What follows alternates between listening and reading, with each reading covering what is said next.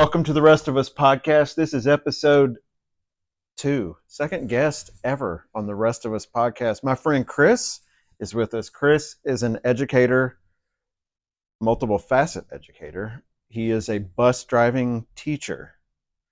Yes. And you are also a musician. Yes. You play piano, the fiddle, violin, The violin, not the fiddle, the cello, the cello, the piano, the organ, and I sing. and you sing. Where do you do all that at? I am the director of music ministry at Simpsonville Methodist Church. They have disaffiliated from the United part. Oh, wait, Simpsonville Methodist? What do you mean disaffiliated? They were left part. it? They were part of the United Methodists. Why'd they leave? The shortened version of it, like the Cliff Note, Spark Note version of it, was they didn't like the fact that the teachings weren't like they were straying away from the Bible teachings. They wanted to change the Bible to fit today's world instead of the people changing for the Bible. They wanted the Bible to change for the people. You can't do that. You feel like the United Methodists were doing that. That's they were trying to change. Yes. So you all just remained Methodist. Yes. Yeah. No, I mean, if you're gonna, a lot of churches have done that. do you like what kind of topics? Like what kind of stuff? Are they like what are the differences? Like what are some things they pulled away and said, well, we're gonna say this is okay, or Well, they didn't like from what I've gathered since I've been there for a year at this church, what I gathered was they didn't like the fact that they believed the United Methodists didn't believe in the Holy Trinity, the Father, Son, and the Holy Spirit. Really? Yes. What they believe? They believed that the Holy Spirit was just... So they didn't believe that everything was one. One. Yeah. They thought it was three different. Yes. You know, it's weird to me when you think about denominations. Yes. Sometimes it makes me sad that there's denominations, because like we all started out, well, I mean, from the Christian faith. In the Christian faith, there was no denominations, right? No. It was just followers of, they called it the way. Yes. And they were just followers of Christ. And then little by little over the years, I guess, like people get ticked off over different. Yes. Should you sprinkle someone? Should you go fully under? All that stuff. Yes. Have you always been a Methodist? Oh, no. I grew up Disciples of Christ. Oh, I've never, dude. You never heard of them? No, not as a denomination. Yeah. DOC? Yeah. Yeah. How's that different? A little, once again, the Cliff Note, Spark Note version. You can give me the long version. Our founding fathers of the DOC, basically didn't like the fact that people had to pay for communion. That was a thing? Yes, it was a thing. People had to pay for communion. Okay. And so basically they said, we can't do this. So they had a great convention right here in the state of Kentucky in really Cane Ridge. It was the big revival, and so the founding fathers, that's what came out of the revival. Yes, is the Disciples of Christ. Yeah, we wanted to have an open table policy regardless of what denomination you were, regardless if you're a male or female, a child. If you believe that Jesus Christ was the Son of the living God and you trust him with your heart, you get to partake, and you don't have to pay. You get free communion. Yes. On the house. On the house. You do communion every Sunday? There, did you? At the DOC church? Yes, we do it every Sunday. That is like the pivotal, like that's the actual worship of the service. What about now? at your Methodist church? No, we do it once a month. And so for a while, it was a little Oh, weird for me yeah. because that was something I always looked forward to in the part of the service.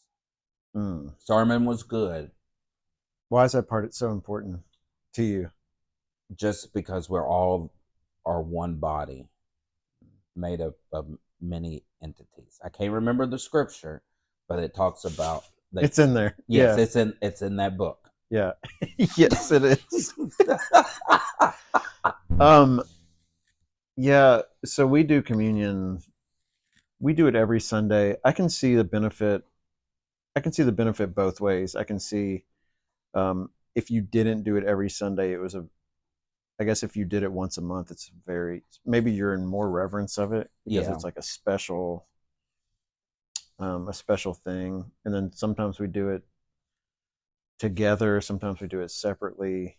Do you get the little to go Jesus? To go Jesus? Yeah. Yeah, The little shot with the little biscuit underneath. Yeah, Looks like a chiclet. Yeah, since COVID, everybody's been getting Jesus to go. Dude, it is bizarre to think that pre-COVID, we were just passing around a tray with the cup and the bread. Everyone's just putting their hand in this tray.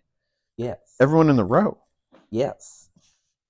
Because my mom, it's kind of weird to think. My mom was a deacon at our church, and so I used to go with her on Sunday mornings. Yeah. To help get communion ready because we had 2 services. Yeah. So they had to get both service, one service, the 9 o'clock service, get that communion together. Yeah. Also, they did shut-in communion and went to the nursing homes. Mm.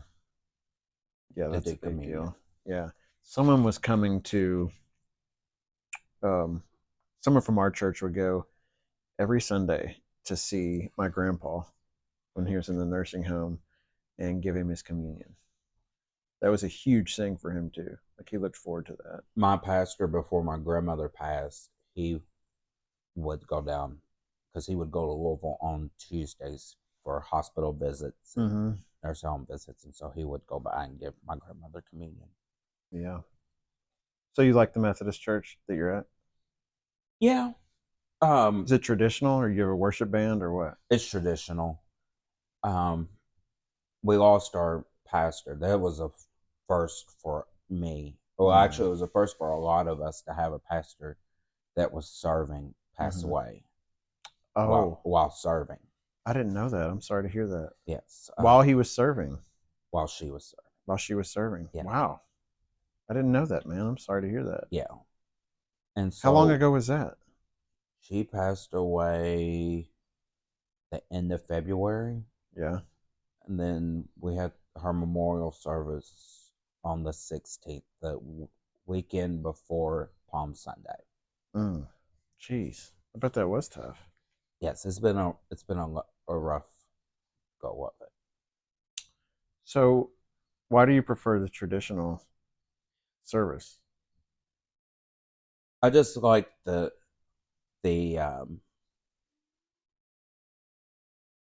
I guess everything has its place. You dress up for church? Yes, I do. So you are you were like an old papaw when it comes to church. And I wouldn't think of you as like a traditional type guy. I wouldn't have guessed that. No, and see, growing up, there was men in my church that I looked up to. Yeah. That came dressing to the nines. So that was Sunday. Something that you... Yes. And then, matter of fact, one of the gentlemen, when he passed, his wife said, "Chris, I want you to come over to the house and go through some of his things for you to have." So I still have several pieces of his. Do you? Yes. What was his name? His name was Don. That's awesome, man. That's a cool piece. That's a cool piece of him and his you know that tracksuit, that Nike tracksuit I wore one day? Yeah. The swish swish? Yeah. That was his. Got one of his tracksuits. It's like he's still in it, swishing around. I want to shift gears a little bit. I want to ask you, what do you think? And this is one topic we've never talked about. Yeah. Off the air. What do you think about the state of America right now? I know America's not a state, like the state of how are we doing, America? Because one reason why I ask is like one reason I wanted to start this podcast is because all the rich people and the famous people and the celebrities, they tell us how America's doing all the time and how me and you feel and what we should agree and disagree on and all that. But I want to hear from the rest of us. From the rest of us. So how do you feel?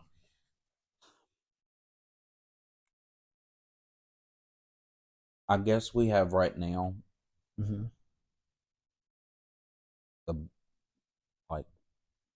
it's not a really good choice to pick because talking about the two candidates. Yeah. You have one that is older. He's one of the oldest presidents that we have had. He is the oldest. Yeah. He'd be the oldest to run. Yeah. Then we have this other. Who's also old. That is old and orange. And people... He's old and orange. And people worship him like he's a god.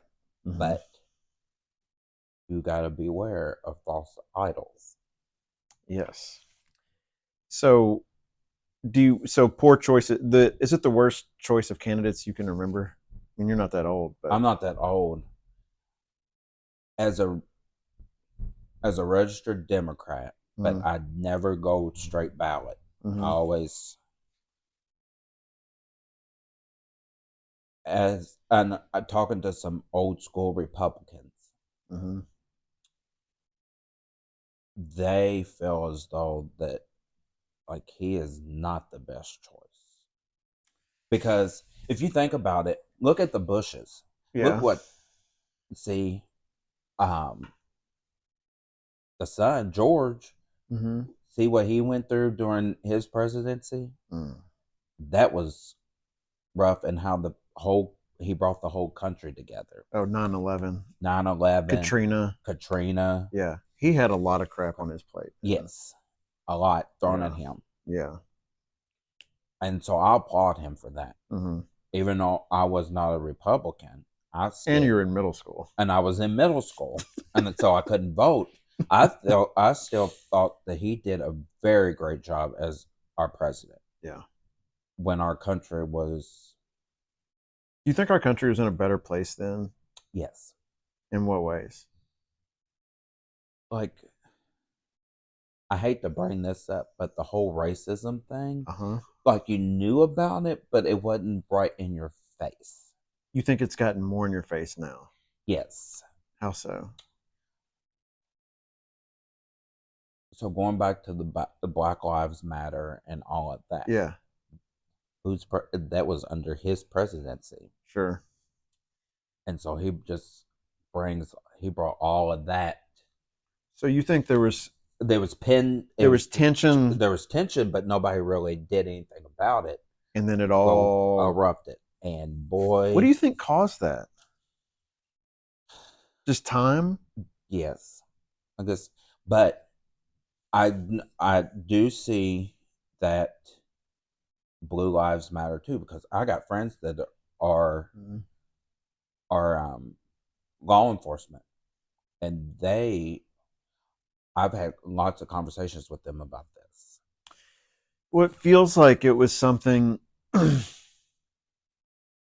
put on us, like either or. Yeah.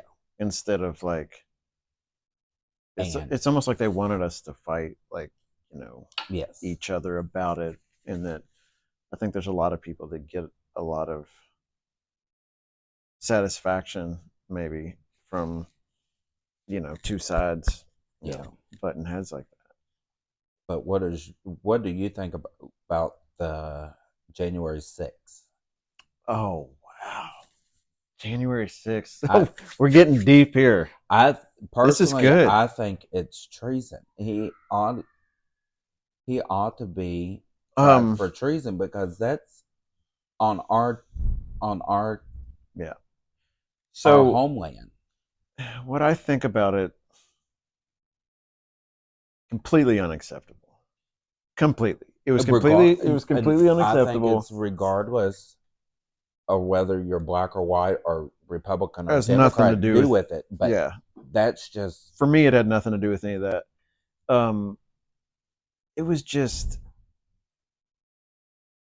it was awful. One of the worst.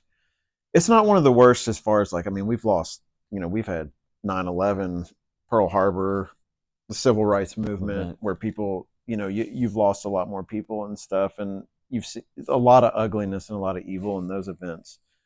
But it's up there on our in the scale of like things that we'll remember that we're not proud of. Yes, Um, it looked like a clown show, man.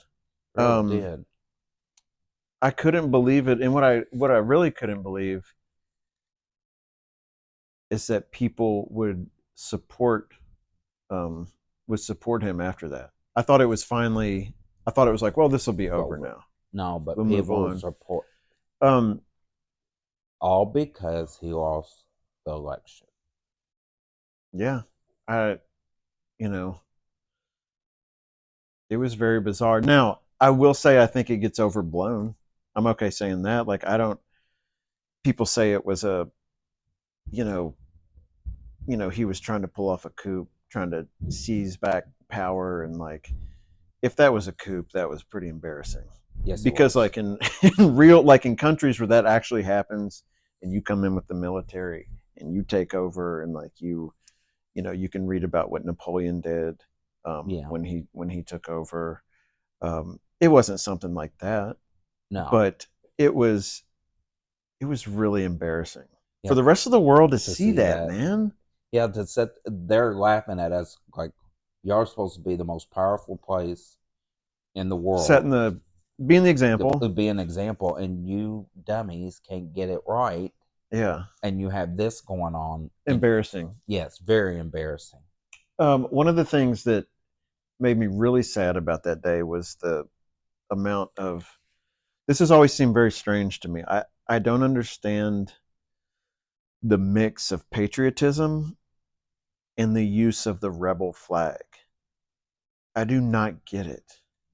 Like people were flying the rebel flag that day. I don't so like the rebel flag, the flag of the South, Yes. was a flag. It was a traitor's flag. Like it is a traitor's flag. The rebels seceded from the Union. They were traitors to America. They Yes. killed American soldiers. Yes. That's all true, right? Yes. And I don't understand why people fly that flag. I don't.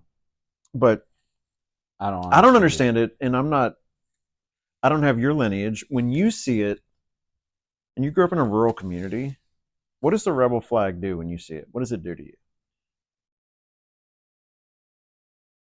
I guess it depends on who. If I know the person, if I know the person they're flying it, it's probably just because they're of their heritage, something they were taught, and I let that be because there's going Does it offend you?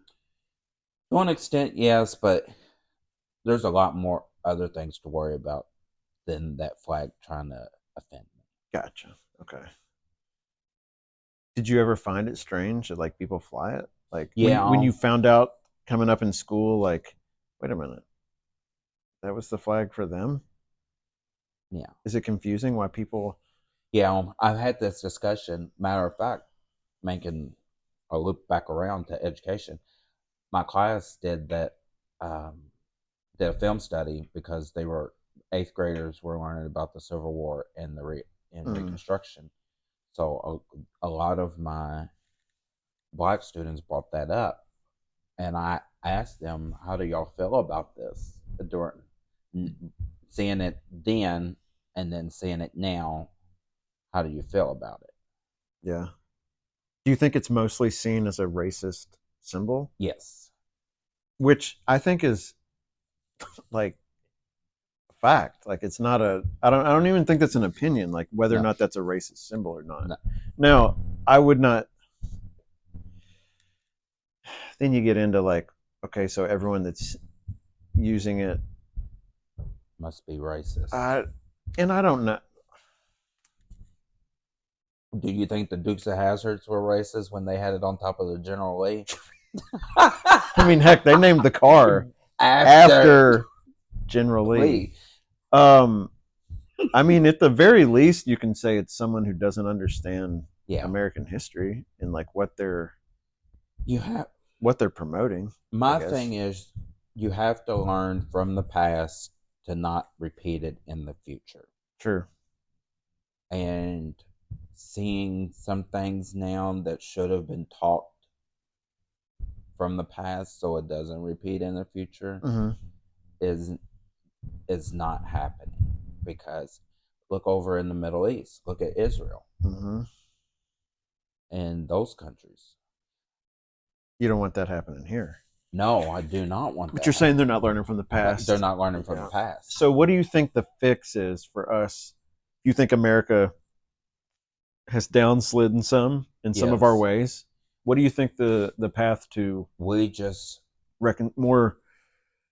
a better future is? We're just going to have to teach them the right way, whatever that looks like. So when they become our age or our parents' ages, they won't have a repeat of. So you'd say it starts with the kids? Yeah, you have to start them young. Yeah, and make sure they have an understanding. I talked to my buddy Chuck on episode 1, which you said you watched. Yes, I did, and I loved it. You are one of our 45 views so far as of today. Talking about the terrible choice between the two candidates, the thing that makes me the saddest about this coming election is that I thought at some point the two-party system, focusing on either Republican or Democrat, I thought at some point it would get bad enough. The choices would get bad enough to where the rest of us were like, I'm not voting for either of these clowns. Like, we got to vote for someone else. We got to vote outside these two parties. And I think that's the only thing that would get the other two parties to change is if they saw an outside threat of a third party. But it looks like how much worse can the two candidates get? Like, if this isn't that point, yes, when is it? You know what I mean? Yeah, I really do think we need a third person just to shake it up. Have you heard of, Robert Kennedy Jr.'s running? Yes. Look into him. He's a third party guy. He's an independent. I mean, I don't think there's any way he can win. But if little by little, if each election, more and more people are like, I'm not voting for these two parties that keep screwing us over. Yeah. I remember, I don't think my vote counted, but I scratched out his name. Yeah. And put in Jesus Christ. When did you do that last time? Yes. So you didn't vote for either of them? No, it was. Or was it Hillary Trump? Hillary and Trump. You voted for Jesus? For Jesus Christ. Well, he won. In my book. You just scratched them both out? Yeah, I said, because I don't think the country at that time was ready for a female president. And part of me still thinks we're really not, because we just had our first black president, and it threw a loop for a lot of people. Yeah. But I still remember the day that he won, because I had to do an absentee ballot because I was in college. Oh, okay. And my roommate and I went out. We went to the student computer lab, and printed out all these Obama things and put them all over our dorm, all over our door to our dorm, and everything. Campus erupted that night. So what did it do as a young black man? What were you, 18 then? I would have been 19. 18, 19. First election that you voted in. What did it do for a young teenage black man to see a black man be president? Gave me hope that I could do anything if I wanted. Do you remember thinking that, literally? Yeah. Like, finally, did it feel like every door had finally opened? Every door had finally opened. And then when Black Lives Matter came, those doors, I felt as though those doors were shut in our faces again. Mm. And you think that's because of the repressed racism within Yeah. America? And so um, when all that happened and everything, my mom was very protective of me. She's always been During with like it. the BLM stuff? Yes. And just because I was a young black man, Yeah. and even though I did not fear for my life here in Yeah. our community, because I knew all. Well, the community loves you. You're Yeah. like the unofficial mayor around here. And so, but she's had this discussion with her Sunday school class Mhm. about this, because a lot of them, when my sister and I were younger, they would tell my mom, "Hey, you cannot get on to Chris and his sister like that all the time." Mm, And now they're seeing why she had to do that. gotcha. I hear you talk a lot about your mom. Yeah. Tell me about your dad. They got a divorce when my sister turned 1. She was 1.5 when they got a divorce. How old were you? That would have put me, I was about 3. Mm-hmm. 3 going on turning 4. Yeah. They got a divorce? Mm-hmm. And what happened after that? Then he left and never really heard from him. Still? No, I still hear from him today. But you didn't hear from him for a while? For a while. After that, like, he would send gifts. If it was my birthday, I would get a big gift, and my sister would get some kind of gift. Yeah. Wouldn't be as big as mine. Sure. Then Christmas, we would both get big gifts. Then when her birthday came around, she would get the big gift, and I would get some kind of small gift. He would send it or he'd bring it? He would send it. Where was he at? At that time, he was in Alabama. He Yeah. went back home. Okay, so he was from there. Yeah. So did you grow up without? I didn't have a father figure. What was that like? For some of it, Like when did you realize? I've talked to some people that didn't, and they didn't. They remember when they started to realize, oh, something's missing. I guess when I was in elementary school, when dads would come and Mm. pick up their kids or have donuts with dad or something like that. Yeah. My dad's not here. But a lot of my friends grew up in single parent homes. Right. Was it tough? Like, how do you think it helped, or how do you think it contributed to the kind of man you are now? It just made me think I have to work that much harder. And then looking at my mom, she had to work that much harder to survive. But um, the Big Brother Big Sister program really, really helped. Oh, that's right. You told me about that. Yes, that really helped. Did your mom sign you up for that? Yes. Another 2 gentlemen from church. One gentleman, actually, before I got matched, he helped me out some. Mm-hmm. And then our youth minister at the time, he helped out. He helped me bake a cake for our boxcar. Boxwood. And so Yeah. he helped with that, and then I finally got matched, and I still keep in touch. With the family that you got matched with for Yes. Big Brother? Still today. That's awesome, man. Uh, So you think of that as family? yes. Okay. And so they I was like a little brother because they only had the one child, and so Mm-hmm. You spend a lot of time. Did you spend a lot of time with them? yes, and we were the longest match in Shelby County. So I got to do. Oh, that's awesome.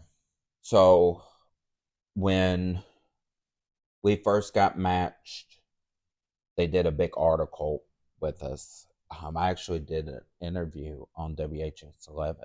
Did you really? Mhm. Promoting Big Brother? Big. Yes. How old were you? 3rd or 4th grade. Oh man, we got to YouTube that, bro. I don't even know. I would like to see if it's still around. It's got to be out there somewhere in the clouds It's got somewhere. on somebody's floppy disk. That's right. It's on somebody's floppy disk somewhere. I don't even think you can find something to read a floppy disk anymore. I don't think you can. No, I don't think so. And then when I graduated, they did another big article on us. And you still talk to him? Still talk to him. That's awesome, man. That's really cool. Yeah, I was really heartbroken when they decided to move. Oh, it's like family moving away. How Yeah. far'd they go? They moved to Florida Oh man, to be closer to their daughter. yeah. I'm glad you still talk to him. You ever thought about doing Big Brother? Yeah, I thought about it just to give back. Yeah, you'd be so good at that. How come you haven't done it? When do I have time? That's true. You volunteer for everything. Well, actually, you get voluntold about a lot of Things. Yes. and you end up volunteering for whatever, whenever. Yes. Yeah. Because I'm just one of those people that I want to see something through. Like You're a people person too, man. and I Like love you it. said. Yeah. Want to ask you something totally different. What would you say your biggest fear is? My biggest fear is that I'm not good enough for some things. Oh man, that's such a big one. Yeah. I think especially men Yes. not being enough. I worry about that teaching, that I'm not good enough. Yeah. That I'm not really, like, I'm teaching but not teaching. Yeah, but not good enough. And you're like that in other areas too. Yeah. That's always kind of been your fear. You ever dealt with any, like, has it ever caused any like anxiety or depression or anything Yes. like that? Yes. Yeah. Tell me about that. Well, the anxiety and depression part, I had never really like had it until I got to college. So how'd you find out you had it? Like, how did it present itself in you? I thought I was having a heart attack, but I was having a panic attack. Yeah, dude. I've had them. You feel like you're having a heart attack like and going crazy at the same time. Yes. That's what I feel like. And then I got that under control Mm-hmm. and at bay, and I functioned. And then I hit a dark hole. Would have been my senior year. I just went down this dark hole. College just went down this dark hole and could not get out. And matter of fact, I locked myself in my room in my apartment for almost 3 days. Didn't want to see anyone. I didn't want to see anybody. Didn't want to come out. Totally isolated. Yes. So how'd you dig yourself out of the hole? Friends, my close friends, they came. A lot of them just came and just sat by my door. I knew they were there, and they would say, if you need to talk, I'm here. And they would just sit there. So just knowing that someone was there. Someone cared. Yeah. When you're in that place, you'd think nobody really cares. Yeah. So how long did it take for you to kind of climb out? Went and talked to a counselor, got all of that together. That helped? That helped. Music really helped. Yes. I was told that I really didn't need to sing this concert. Mm-hmm. And I said, I really do. I think the words and the music are healing. And so that, and then my church and my youth group. Did you ever get down that low again? No, not that low. I've been low, but not that low. Does it help you to remember whenever I get in those kind of ruts or pits, sometimes it's hard to remember, but to remember that like it will end. Like you will come out of it. Yeah. You know. But at the time when you're in it, you don't think. No, and I've heard that depression is so much harder than anxiety, they say, because with anxiety you still have a motivation to change because you're fear driven. You don't want to Yes. you want to find a way out because you got to tackle that fear eventually and deal with it. With depression though, once apathy sets in Yes. and you really don't give a crap, that's when it gets dark. um, but from what I've heard, well, I'm more on the anxiety side. I mean, I think everyone gets a little depressed every now and then, but I've always leaned more towards anxiety and anxious thoughts and stuff like that. But depression's one of the hardest things to get out of because of that apathy, Yes. And so there's no motivation. You're not really afraid of anything. You're just blah, you know. Um, does it make you help? Like, does it give you a better perspective to help other people when they're in that state? Yes. Yes. Yeah. It's a tough one to get through, man. Yes, it is. Definitely a tough one to get through.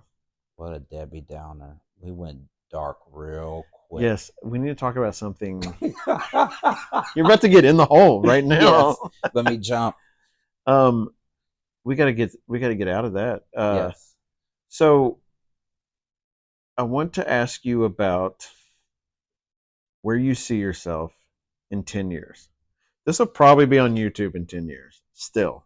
If it's completely unsuccessful, I will take all this down and I will pretend none of it ever happened. And none of this ever happened. So in 10 years, I'll be 46. 10 years, you'll be 46. What will have happened?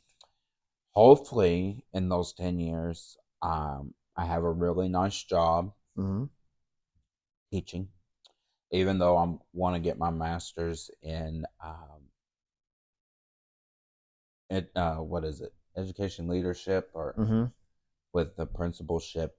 No, administration. Yes. Yeah. I want to know that side, but I do feel like education's where I need to be. I think that's my ministry. Married. I don't want to